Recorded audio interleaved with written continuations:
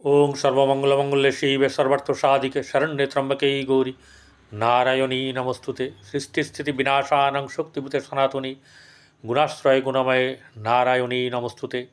जय बड़ माয়ের জয়, জয় মহাদেবী মহামায়ার জয়।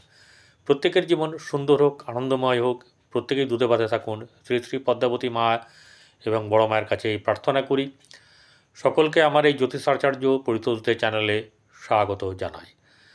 যারা আমাকে সাবস্ক্রাইব করে রেখেছেন তাদেরকে অসংখ্য ধন্যবাদ। যারা সাবস্ক্রাইব করবেন তারা পাশে থাকা বেল আইকনে ক্লিক করে অল বাটনে প্রেস করবেন। শুরুতেই বলি যে আমি যা বলবো সেটা হচ্ছে গোচর, বর্তমান সময়ের পরিপ্রেক্ষিতে বা আগামী সময়ে আসছে শুধু গোচর বিচার। আমি কারোর কিন্তু পার্সোনাল ছক বিচার করছি না। তাই এবং শুধু তাই নয়, যারা ভিডিওটি পুরো দেখবেন তারা কমেন্ট করবেন, এছাড়া কিন্তু কেউ কমেন্ট করবেন না। বোঝা গেল? কমেন্ট না করলে আপনার কোনো যায় আসে কি? ভালো বলতে হবে না, মন্দও বলতে হবে না। যদি পুরো দেখেন, আপনার সেই জ্ঞান সঞ্চিত হয়, তবে আপনি আমাকে কমেন্ট করতে পারেন, কোনো অসুবিধা নেই। এবং কমেন্ট করলে আমি উত্তর দেবো, উত্তরগুলো দেখতেও পাবেন। এবারে যেটা হচ্ছে গিয়ে যে প্রথমেই বলে রাখি, আপনারা যাদের মিলছে না বা অসুবিধা আছে, দীর্ঘদিন ধরে ভুগছেন, তারা আপনাদের ধারে কাছে হোক, আপনার পরিচিত হোক, আপনার পছন্দের জ্যোতিষীর কাছে আপনারা দেখিয়ে নেবেন।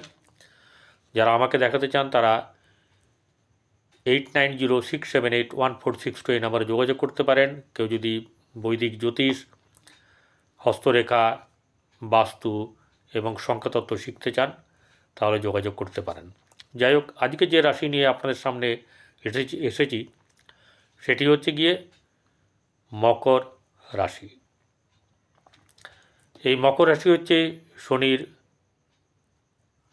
প্রথম ভাব বা প্রথম ঘর, যেটা কালপুরুষের অঙ্গ বিভাগে এটা হচ্ছে দশম স্থান। শনি হচ্ছেন কর্মদাতা, আবার শনি সফলতার কারক। ভালো করে খেয়াল করবেন, আপনার এই শনি সকল কর্মের কারক এবং সকল কর্মের ফলদাতাও। তিনি শৃঙ্খল পরায়ণ, ন্যায় পরায়ণ, তিনি সর্বকিছুর ফলদাতা। সেটা সফলতাও দেন তিনি, সেটা হচ্ছে তার একাদশ ভাব থেকে। সেই একাদশ ভাবে শনি এবং রবি বর্তমানে বসে। মূলত আজকে যে আমার যে আলোচনা সেটা হচ্ছে যে একটি ঘরে চারটি গ্রহ, একে হচ্ছে গিয়ে আমরা বলি দুটো, যদি পৃথক গ্রহ থাকে তাহলে কম্বাস্ট হয়ে যায়, কেউ ফল দিতে ঠিক করে পারে না। কিন্তু আবার রবি বুধ যদি সেরকম জায়গায় থাকে ভালো ফল দেবে। রবি মঙ্গল, রবি বৃহস্পতি, বৃহস্পতি মঙ্গল, শুক্র বুধ, বৃহস্পতি চন্দ্র, এরকম ধরনের এরা ফল কিন্তু একত্র থাকলে, এবং সে ক্ষেত্রও দরকার, ভাব দরকার, তাহলে কিন্তু শুভ ফল দেবে। যেটা কিনা বর্তমান সময়ে আপনার তৃতীয় ভাবে আগের থেকে বসে আছে রাহু, তারপরে গেছে শুক্র ওখানে তুঙ্গ, কিন্তু বর্তমানে শুক্র তুঙ্গ হয়েও এখানে কী হয়ে আছে, বক্রী হয়ে আছে। বুধ আছে। তো এরপরে যাচ্ছে হচ্ছে গিয়ে আপনার 14 তারিখ রাত্রি 6:51 রবি যাবে। এই যে রবি ওখানে গিয়ে প্রবেশ করবে, তৃতীয় ভাব আপনার ভাতৃভাব, তৃতীয় ভাব হচ্ছে গৃহের বাইরে, রাজ্যের মধ্যে, তৃতীয় ভাব হাতের লেখা, তৃতীয় ভাব আপনার বাইরের যে কোনো কিছু,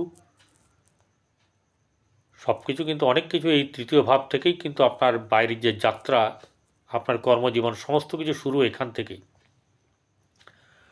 আমরা যে রাজ্যের ঘোরাঘুরি করি সেটা তৃতীয় ভাবের জন্যে, রাজ্যের বাইরে এবং দেশের ভেতরে সেটা তৃতীয় এবং নবমের জন্যে, নবম ভাব এবং দ্বাদশ ভাব যুক্ত হয়ে গেলেই তখন আমরা বিদেশের যাওয়ার সম্ভাবনা আমাদের বেড়ে যায় এবং বিদেশ যাত্রা হয়। তো হেন এই তৃতীয় ভাবটা হচ্ছে গিয়ে সাহসের কারক গ্রহ, উদ্যোগ জায়গা। সেই উদ্যোগ থাকবে তবে গিয়ে তো আপনি অনেক কিছু করতে পারবেন, আর আপনি করতে পারবেন। আপনার এই বর্তমান সময়ে গোচরে যে গ্রহগুলো আছে, কারণ শুক্র আপনার রাজ্যক কারক গ্রহ, আপনার ফল দিতে বাধ্য। রবি এখানে অষ্টমপতি হয়ে গেছে, সেটা একটা খারাপ। তো আমি এক এক করে আসব। প্রথমেই বলি যে এই রাশির অধিপতি হচ্ছে শনি। সেই শনি বসে আছে দ্বিতীয় রবির সঙ্গে, বিরুদ্ধ গ্রহের সঙ্গে বসে আছে। যাই হোক, 14 তারিখে যখন এই রবি শনিকে ছেড়ে, অর্থাৎ সন্তানকে ছেড়ে সে যখন যাত্রা শুরু করবে বাইরে, অর্থাৎ তৃতীয় যখন যাবে, তখন সেখানে অধিষ্ঠিত হয়ে আছে বুধ, শুক্র এবং রাহু। সে যখন চলে যাবে 4টে গ্রহ হয়ে যাবে। আবার শনি যখন 29শে মার্চ আপনার 9:44 মীন রাশিতে চলে যাবে, তখন 5টা। চন্দ্রও আসবে পরে, 6টা গ্রহ। তাহলে এই যে একটা ব্যাপার, এখান থেকে গ্রহের আপনার যে শুধু তৃতীয় বসে আছে তো তা নয়, এই গ্রহগুলি কোন ভাবের কারক, সেই ঘরগুলোকে কিভাবে সমৃদ্ধ করবে না অশুভ করবে, বিরাট ব্যাপার কিন্তু। এবং সবচেয়ে কথা হচ্ছে যে এই যে যত আপনার এই গ্রহের সংখ্যা বাড়বে, বিশেষ করে 14 তারিখ, বিশেষ করে 29শে মার্চের পর চারিদিকে বিরাট ঘনঘটা আরম্ভ হয়ে যাবে। অর্থাৎ নানা রকম ধরনের সমস্যা মানে তৈরি হতে থাকবে, এবং এটা পাকতে পাকতে এমন একটা জায়গায় চলে আসবে, মানে গৃহে, সমাজে, দেশে, বিদেশে সব জায়গায় এর প্রভাব পড়বে। শেয়ার মার্কেটে প্রভাব পড়বে। যাদের মানে অর্থ রাখা আছে তাদের অর্থের দাম কমবে, ডলারের দাম কমার সম্ভাবনা। বিশ্ব বাজারে একটা বিরাট খারাপের দিকে যাবে। বলবো না সুনামি হয়ে যাবে, বলবো না বিরাট লোক মারা যাবে, কিন্তু ক্ষতি বা সমস্যা হবে, এটা বলাই যায়।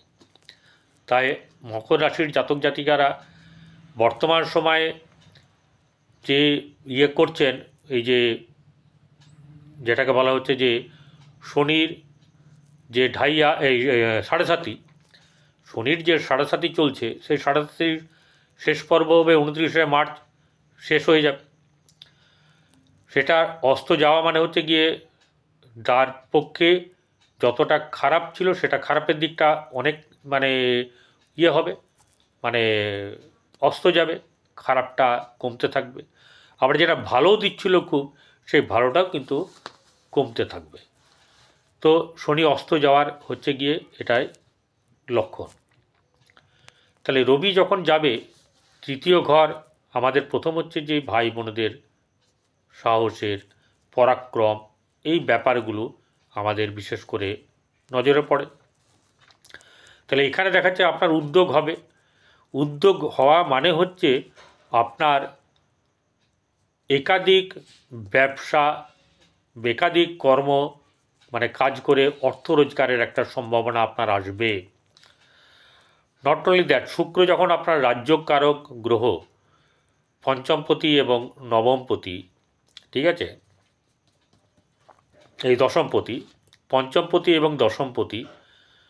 তো এই পঞ্চমপতি হচ্ছে গিয়ে সন্তানের জায়গা, পঞ্চমপতি কিসের জায়গা, প্রতিভার জায়গা, প্রেমের জায়গা, আকর্ষণের জায়গা, শিক্ষার জায়গা, শিল্পকলার জায়গা।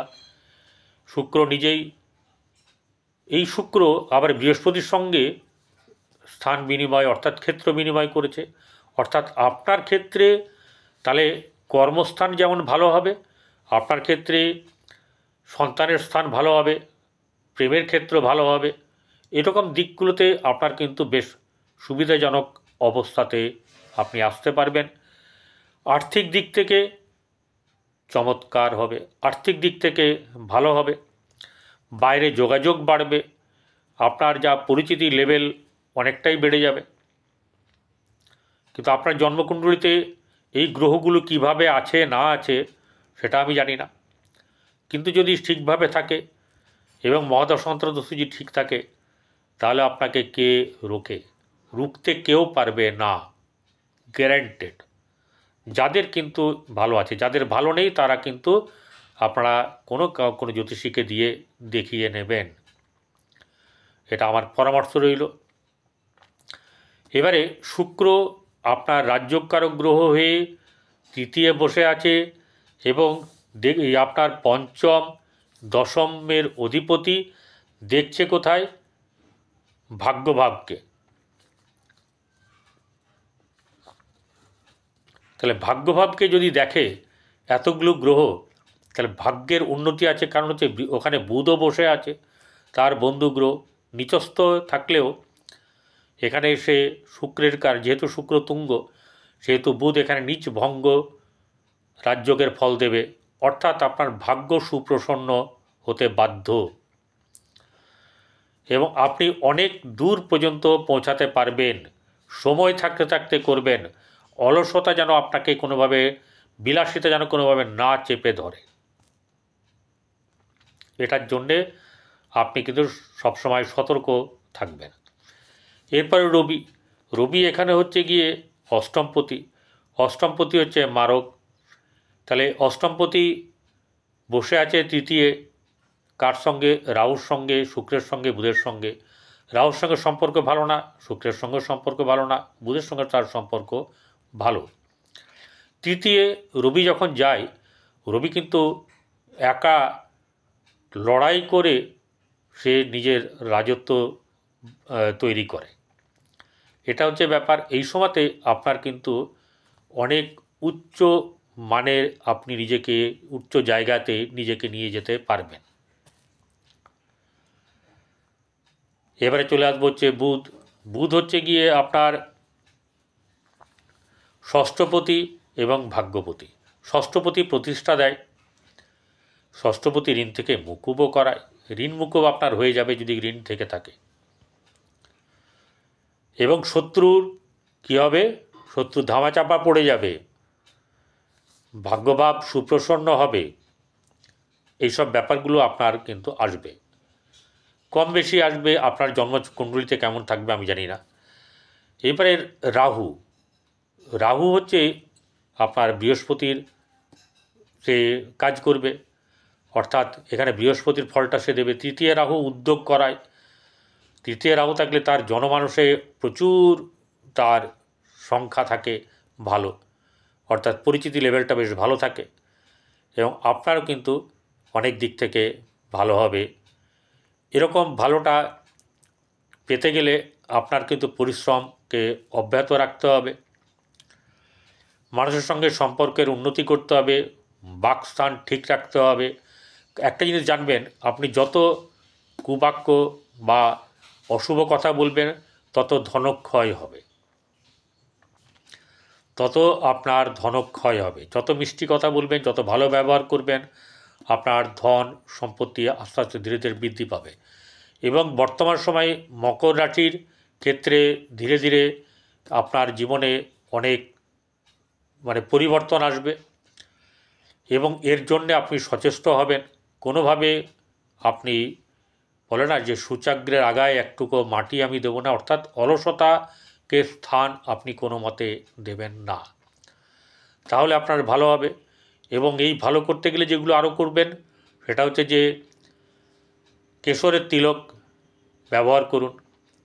ব্যবহার করুন হচ্ছে গিয়ে আপনার নাভিতে এবং কপালে। এছাড়া যেটা করবেন সেটা হচ্ছে গিয়ে রোজ সকালবেলাতে ঘুম থেকে উঠবেন এমন একটা সময়, যে সময় সূর্য ওঠেনি, সূর্য উঠবে তার আগে আপনি ঘুম থেকে উঠে সূর্য ওঠার জন্য প্রতীক্ষা করুন এবং সূর্য যখন উঠবে তখন তার জপ ধ্যান বা জলাভিষেক করবেন। গরুকে আনাজপাতি খাওয়ান, গরুকে রুটি খাওয়ান, গরুকে যদি ভালো করে আপনার 7 রকমের আপনার সবজি খাওয়ান তাহলেও কিন্তু আপনার ভালো হবে। কুকুরকে রুটি খাওয়ান, কাককে রুটি খাওয়ান, এতে দেখবেন আপনার বেশ ভালো হবে এবং আপনার উন্নতি কিন্তু অব্যাহত থাকবে। সেবা করুন, ভালো থাকবেন। নমস্কার।